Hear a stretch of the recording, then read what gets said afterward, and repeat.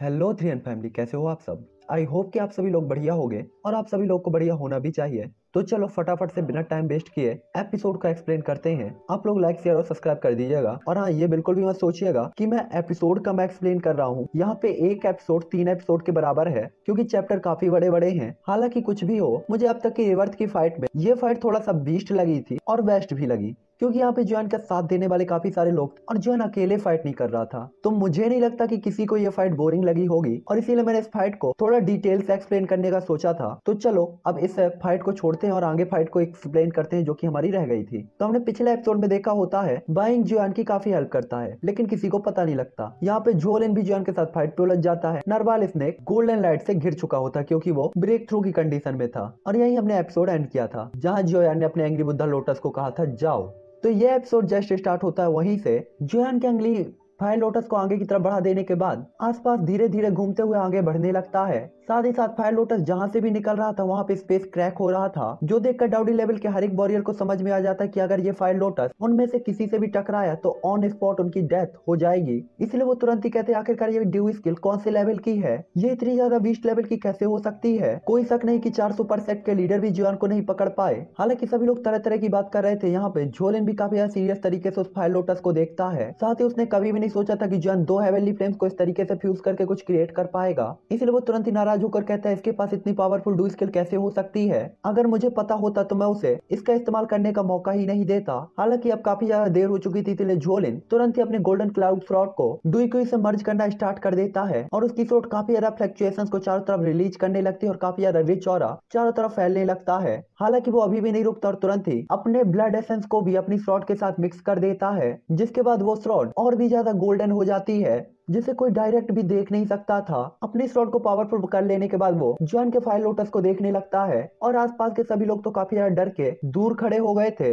हालांकि तभी जोलिन एक सांस लेता और कहता है श्रॉड डोमेन, और इसके बाद उसका फ्लेम डोमेन श्रॉड डोमेन तुरंत ही जोयान और जोलिन को घेर लेता है, जो देखकर जॉन को थोड़े से चक्कर आते हैं, लेकिन वो अपने आप को बलपूर्वक खड़ा रखता है और साथ ही साथ हेवनली फ्लेम के यूज से वाइल्ड डुइकी को रिफाइन करना स्टार्ट कर देता है। हालांकि यहाँ पे जोयान की स्पिरिचुअल पावर काफी ज्यादा डेड हो चुकी थी और फायर लोटस से भी जोयान का कनेक्शन टूट चुका था। हालांकि जॉन काफी ज्यादा एक्साइटेड था कि क्या जोलिन उस केस है एंग्री बुद्धा लोटस को रोक पाएगा या नहीं। हालांकि तभी जोलिन, जिसने अपने फ्लेम डोमेन श्रॉड डोमेन को ओपन कर दिया था, तुरंत ही जोयान के फायर लोटस को देखकर अपनी श्रॉड को ओपन करते हुए कहता है imperial shroud skill 6th skill shroud seal. इस स्किल का नाम सुनते ही जॉन कहता अच्छा, मुझे ठीक से याद है कि इस स्किल का यूज जियान मिंग ने भी एक बार किया था जब मैं वेस्ट रीजन में आया था। मुझे भरोसा नहीं होता जोलिन भी इसका यूज करने में कैपेबल है। जॉन अपने सामने जानी पहचानी श्रॉड को देख सकता था, और ये इंपीरियर श्रॉड स्किल जियान मिंग का पॉपुलर डू स्किल था। और अगर जुओ लिंग के पास ये था तो ये बताने के लिए काफी था कि जुओ लिंग कितना ज्यादा टैलेंटेड और पावरफुल है। हालांकि जॉन जैसे ये सोचता है तो उसके मन में थोड़ा सा प्रेशर बढ़ जाता है, क्योंकि जॉन को पता था स्काई श्रॉड सेक्ट की यंग जनरेशन में नंबर 1 रैंक पर जुओ क्लेन का मेंबर ये नहीं था, बल्कि 4 पावरफुल क्लेनों में से हेवनली श्रॉड सेक्ट के नेताओं का लीडर का बेटा जियामिंग, स्काई श्रॉड सेक्ट के नेता जियान मिंग का जो बेटा था। र्यूमर्स में जियान ने सुना था कि उसकी पावर 4 स्टार डाउडी लेवल पर थी और वही सबसे ज्यादा पावरफुल था। इससे जियान समझ सकता था कि उसका कल्टीवेशन पावर कितना ज्यादा रहा होगा। हालांकि फ्यूचर में ये सभी लोग जियान के लिए दुश्मन ही थे, और ये सोचकर जियान काफी ज्यादा शौक भी होता है। हालांकि तभी जियान जोलिन को देखता है, जिसने अपनी पावरफुल स्किल को चार्ज किया था, और उसके सामने अजीब तरीके की 4 तलवारें घूमने लगती हैं, जो कि उसके लिए एक बैरियर क्रिएट कर देती हैं शील्ड की तरह। हालांकि जैसे ये शील्ड कंप्लीट होती है कि तभी जोयान का फायर लोटस जाकर उस शील्ड से टकरा जाता है, और जोलिन के फेस इंप्रेशन तुरंत ही चेंज हो जाती है, क्योंकि वो शील्ड बुरी तरीके से फ्लक्चुएट होने लगी थी।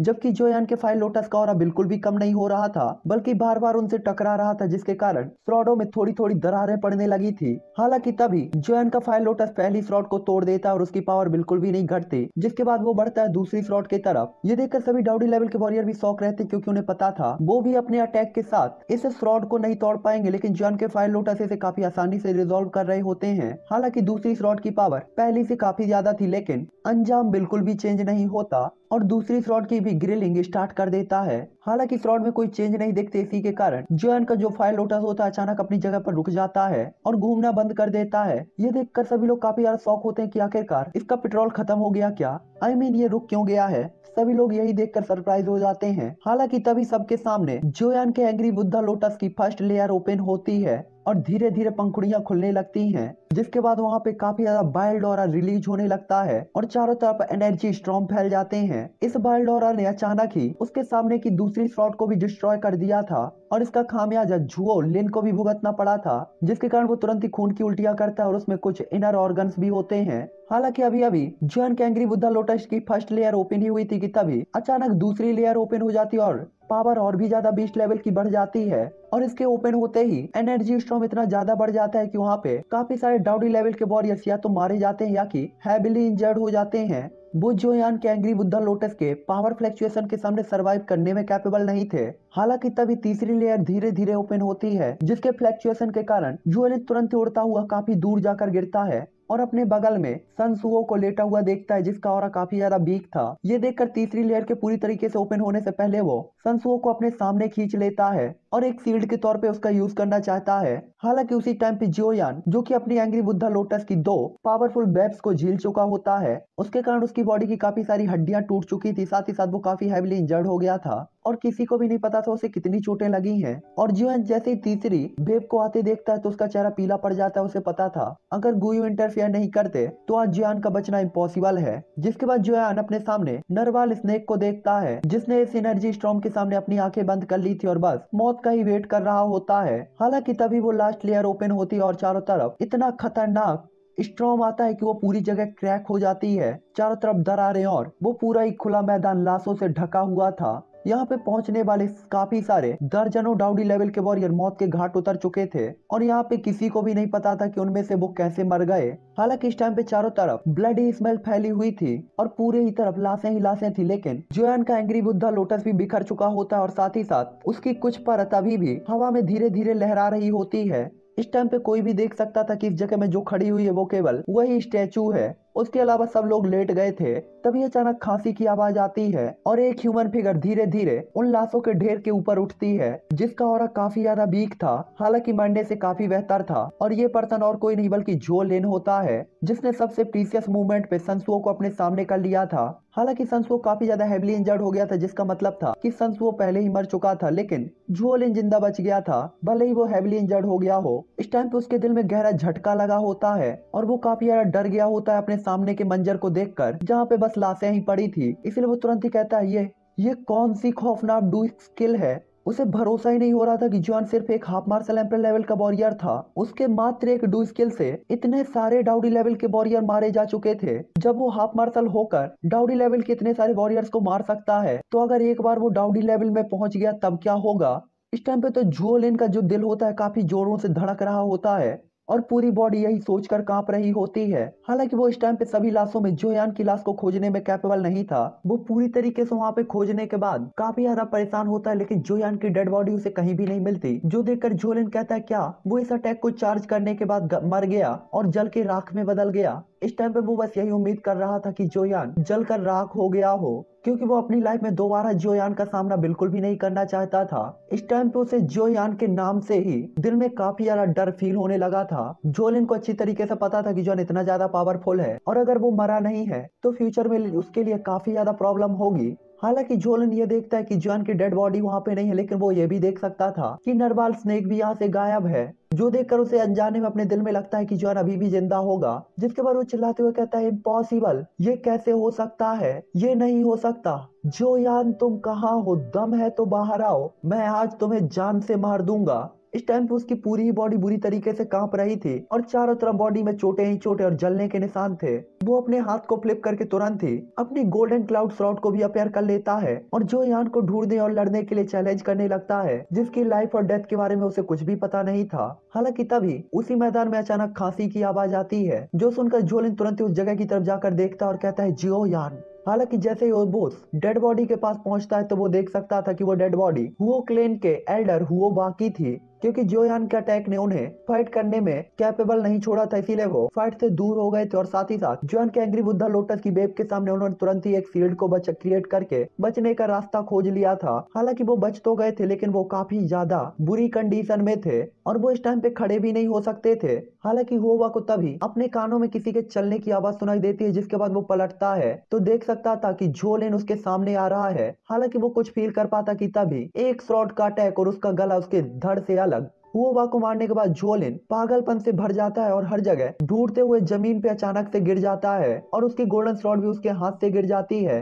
हालांकि तभी एक एल्डर जो कि काफी ज्यादा इंजर्ड हो चुका था और बड़ी मुश्किल से अपनी आंखों से आसपास की चीजों को देखता है और जोलिन की तरफ देखते हुए थोड़ी मेहनत करके उसकी तरफ बढ़ने लगता है। जब जोलिन ये देखता है तो तुरंत काफी ज्यादा चौंक जाता है क्योंकि यहाँ पे जो पर्सन आया था वो जो बेटांग था। आखिरकार इसकी पावर 3 स्टार डाउडी लेवल पर थी और वो भला इतनी आसानी से कैसे मर सकता था, क्योंकि यहाँ पे हुओबा की भी तो मौत नहीं हुई थी। यहाँ पे जब जो बेटांग जोलिन को ठीक देखता है, मतलब हेवली इंजर्ड देखता है, तो उसे काफी ज्यादा चिंता होती है क्योंकि उसे पता था कि अगर जोलिन को कुछ हो जाता तो वो जो क्लेन में क्या कहता। इसीलिए वो तुरंत ही कहता है, यंग मास्टर चिंता न करें, मैं आपको कुछ भी नहीं होने दूंगा। और इसके बाद तुरंत ही एक जेट की बोतल अपनी स्टोरेज रिंग से निकालता है और टियर 3 की मेडिसिन और पिल तुरंत ही सामने वाले को दे देता है। जिसके बाद वो जियान के last attack angry Buddha lotus को याद करता है और काफी ज्यादा बुरी तरीके से कांपने भी लगता है। उसने वो मंजर याद किया था जहाँ पे वो जोयान के अटैक की फोर्स को भी झेलने में कैपेबल नहीं था, और अगर जोयान ने ये attack 9 star half martial emperor level की पावर के साथ किया होता तो फिर 3 स्टार डाउडी लेवल का वॉरियर भी शहीद हो चुका होता। इस टाइम पे जोलिन ने जैसे ही पिल को स्वेलो किया था तो उसकी चोटें धीरे धीरे रिकवर होना स्टार्ट हो गई थी। हालांकि इस टाइम पे जो बेटांग का सारा ध्यान जोलिन की गोल्डन स्लॉट पर होता है जिसे वो पकड़े हुए था। वो इस बात पे बिल्कुल भी ध्यान नहीं देता कि जोलिन बिल्कुल उसे ही देख रहा था और उसके आंखों से मर्डरस ऑरा रिलीज हो रहा था। हालांकि वो दोनों लोग वहाँ पे पालथी मार के बैठ जाते और पिल को रिफाइन करते हुए अपनी चोटों को रिकवर करना स्टार्ट कर लेते हैं। तभी हमें स्टैचू के पास पे एक पर्सन दिखाई देता है जो कि व्हाइट कलर के कपड़े पहने हुए था और ये बाइंग होता है जिसकी हालत उन दोनों से बिल्कुल भी अच्छी नहीं थी। हालांकि बाइंग जैसे उन दोनों को ठीक देखता है तो थोड़ा सा उदास हो जाता है क्योंकि जो क्लेम से उनमें से कोई भी नहीं मरा था।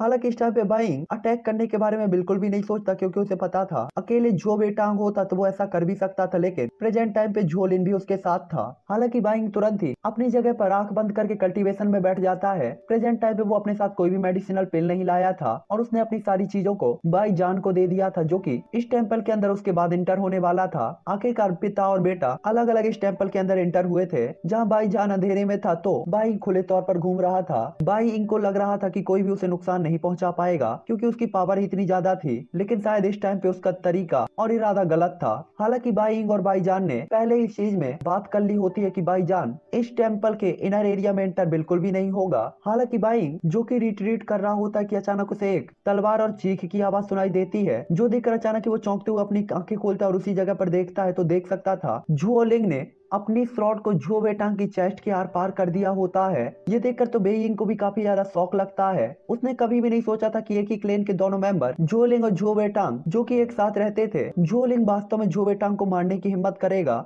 जिसने उसकी कई बार जान बचाई थी। हालांकि बाइंग के बारे में तो भूल जाओ, यहाँ तक कि जो बेटांग को भी इसकी उम्मीद नहीं रही होगी कि जिस व्यक्ति को वो बचा रहा था वही उसे मार डालेगा। सांप को दूध पिला रहा था मैं। हालांकि तभी जो बेटांग काफी ज्यादा इंटरेस्टेड तरीके से लड़खड़ाते हुए कहता है कि क्यों, और वो काफी ज्यादा उदास और निराश भी होता है। हालांकि तभी जोलिन कहता है मुझे मारने के लिए किसी रीजन की जरूरत नहीं है, और इतना सुनने के बाद जो बेटांग अचानक ही जमीन पे गिर जाता है और उसकी लाइफ पावर तुरंत ही गायब हो जाती है। हालांकि ये सीन देखकर बाइंग अचानक ही एक कोल्ड स्माइल पास करता है, जिसके बाद वो सोच रहा होता है कि वो बस अब जोलिन के सामने अपियर हो सकता है क्योंकि जोलिन की प्रेजेंट टाइम की पावर 2 स्टार डाउडी लेवल पर थी जबकि उसकी पावर 3 स्टार डाउडी लेवल की है। लेकिन फिर भी वो तावलेपन से कोई भी काम नहीं करना चाहता था। इस टाइम पे वो कोई स्ट्रेटजी के बारे में सोच रहा होता क्योंकि उसे पता था कि अगर यहाँ पे वो कोई भी गड़बड़ कर देगा तो जोलिन के पीछे का जो क्लेन उसे ही टारगेट पे लेगा।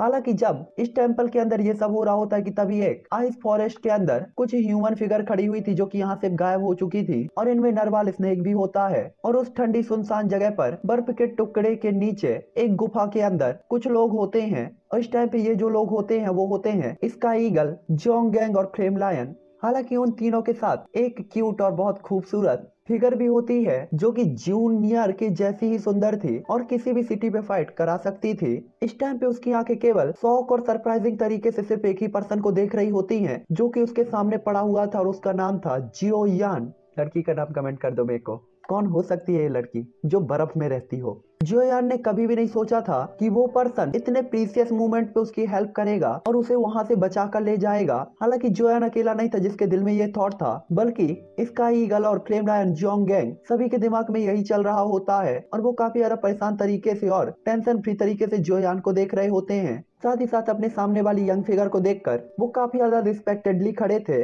और भला जाइलिंग माउंटेन रेंज के इतने पावरफुल तीनों मैजिकल बीस्ट अगर किसी के सामने रिस्पेक्टेडली खड़े हुए थे तो ऑब्वियसली वो पर्सन कोई और नहीं बल्कि हमारी और तुम्हारी यंग और powerful figure origin transformation level तक पहुंच चुकने वाली सिस्टर लैंग बिंग जुआन होती हैं। इस टाइम पे जॉन सिस्टर लिंग विंग जुआन को देखकर रिस्पेक्टेडली अपने हाथों को जोड़ता है और उसे ग्रीट करता है, बिल्कुल भी लापरवाही करने की हिम्मत नहीं करता, चाहे ये इमोशनली हो या कि फिर किसी और तरीके से। आखिरकार सिस्टर लिंग विंग जुआन ने उसे बचाया था तो ग्रेटफुल होना तो बनता ही था। जुआन को ग्रीट करते हुए देखकर इसका ईगल की टिकड़ी भी तुरंत ही अपने घुटनों को टेक देती है। तभी सिस्टर लैंग विंग जुआन कहती है तुम सब उठ सकते हो, और इसके बाद अपने सामने के तीनों लोगों को देखती हैं और इसके बाद उन्हें इग्नोर करके तुरंत ही जोयान की तरफ देखती हैं। ये देखकर वो तीनों लोग तुरंत ही उठ खड़े होते हैं और जोयान की तरफ देखते हुए कहते हैं हम फिर मिलेंगे। तभी सिस्टर लिंग विंग जुआन भी जोयान को देखती हैं और कहती है हम फिर मिलेंगे, जिसपे जोयान तुरंत ही उन्हें ग्रीट करता है और कहता है जी हम फिर से जरूर मिलेंगे। हालांकि इस बार मुझे आपको मेरी लाइफ को बचाने के लिए धन्यवाद भी तो देना है, क्योंकि अगर आप नहीं आई होती तो मैं पहले ही एक लाश बन चुका होता। जोयान की बात को सुनकर सिस्टर लैंग बिंग जुआन तुरंत ही एक कोल्ड स्माइल पास कर देती हैं, जो देखकर जॉन तुरंत ही एम्बेरेस होकर थोड़ी सी स्माइल पास करता है और उन्हें एक बार फिर से ग्रीट करता है। हालांकि तभी इसका ईगल की तिकड़ी अचानक ही सिस्टर लैंग बिंग जुआन के फेस इंप्रेशन को देखकर चौंक कर जोयान को देखती हैं और इसके बाद उन्हें समझ में आ जाता है कि सिस्टर लैंग बिंग जुआन ने उसे और उन सभी को डेसोलेट टेंपल से जिस रीजन से निकाला था वो जोयान होना चाहिए। जिसके बाद वो तुरंत ही सोचते हैं कि आखिरकार सिस्टर लैंग बिंग जुआन इतनी ज्यादा पावरफुल हैं, वो भला जोयान के लिए यहाँ एक्शन क्यों लेंगी।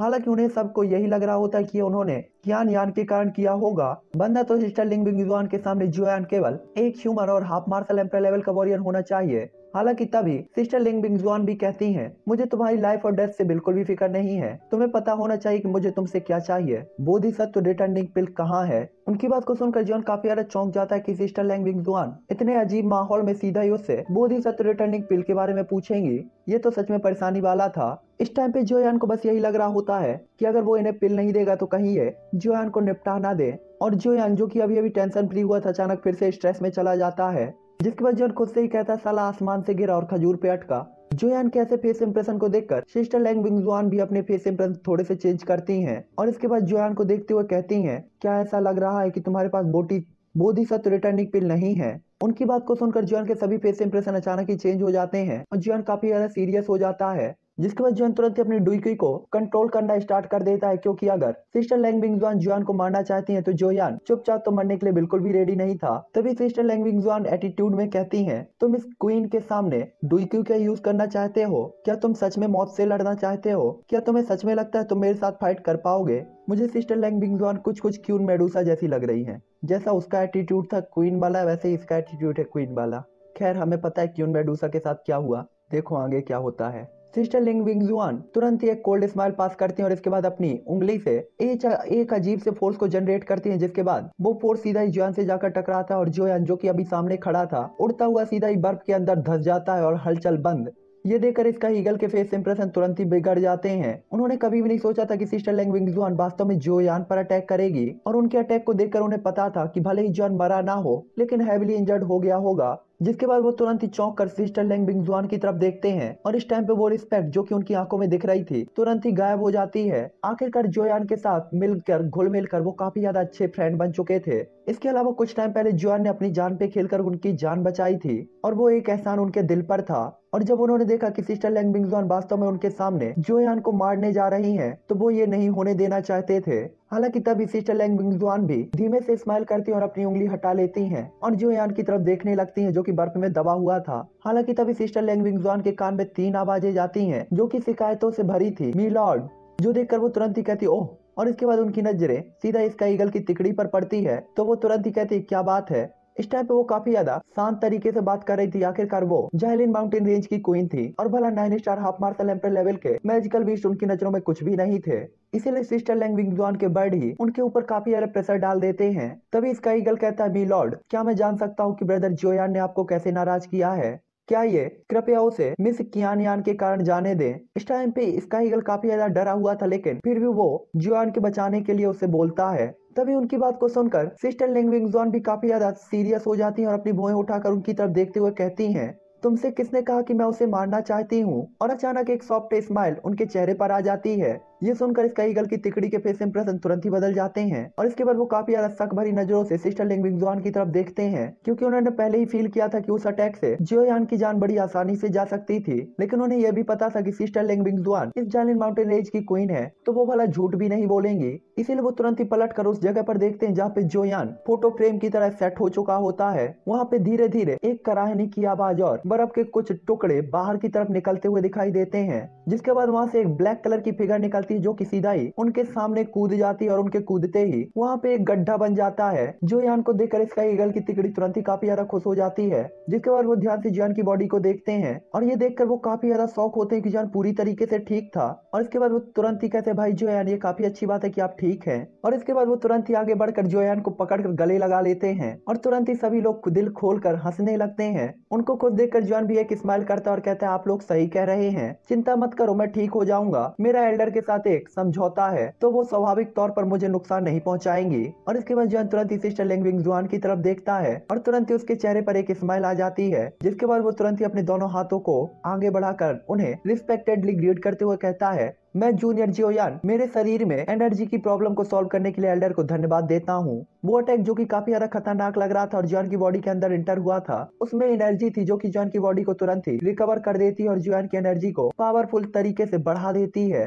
और जियोयान वापस से अपने पीक लेवल तक आ चुका था, मतलब पीक लेवल तक तो नहीं लेकिन आधे से ज्यादा कवर हो चुकी होती है जियोयान की ऑरा। तभी सिस्टर विंगजुआन कहती है ठीक है बेकार की बात करने की कोई जरूरत नहीं है, अगर तुम मुझे थैंक यू कहना ही चाहते हो तो इसका सबसे अच्छा तरीका होगा बोधिसत्व रिटर्निंग पिल मुझे दे दो, मुझे बस वही चाहिए है। मैंने ट्राई किया, मतलब जैसे लड़कियां बोलती हैं वैसे ही मैं बोलूं, नहीं मुझे केटीएम ही चाहिए है, मैं स्प्लेंडर पे नहीं बैठूंगी, तो वैसे ही मैंने बोला है। इस टाइम पे सिस्टर लैंग बुनजुआन ने ये बात काफी ज्यादा सिंपली तरीके से बोली थी, लेकिन उनके चेहरे पर हल्की सी रेयर स्माइल थी, जिसके कारण चारों तरफ का एटमॉस्फेयर अचानक ही काफी ज्यादा हैप्पी हो जाता है।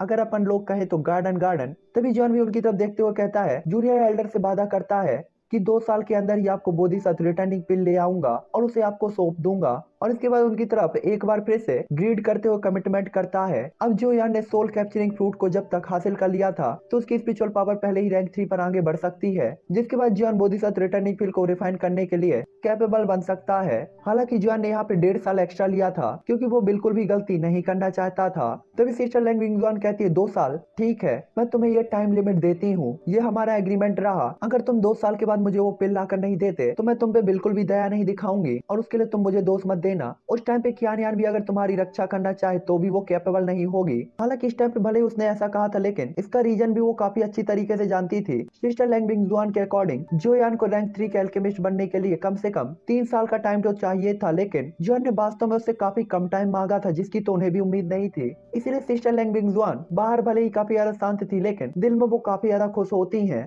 आखिरकार काफी लॉन्ग टाइम से उन्होंने बोधिसत्व रिटर्निंग पिल का इंतजार किया था और अगर जियोयान ने खुद ही कहा था तो इसका मतलब है कि सामने वाले को कोई ना कोई कॉन्फिडेंस तो होगा ही। तो चलो अब मैं ये एपिसोड यहीं पर एंड करता हूँ भाई, हालत बहुत खराब हो चुकी है सच में यार, क्या बताऊं मैं, मतलब कितना ज्यादा थक चुका हूँ। मुझे एपिसोड एक्सप्लेन नहीं करना था पता है, लेकिन क्या था कि वो फाइट मैंने बीच में छोड़ दी तो मुझे लगा चलो पूरा कर ही देते हैं, और इसके बाद ये सिस्टर लैंग विंगजुआन आ गई तो सोचा कि थोड़ा और एक्सप्लेन कर देते हैं, तो थोड़े थोड़े के चक्कर में मेरा सिर दर्द देने लगा है। कल का एपिसोड लेट मिलेगा, बस ही लेट मिलता है। चलो गुड नाइट।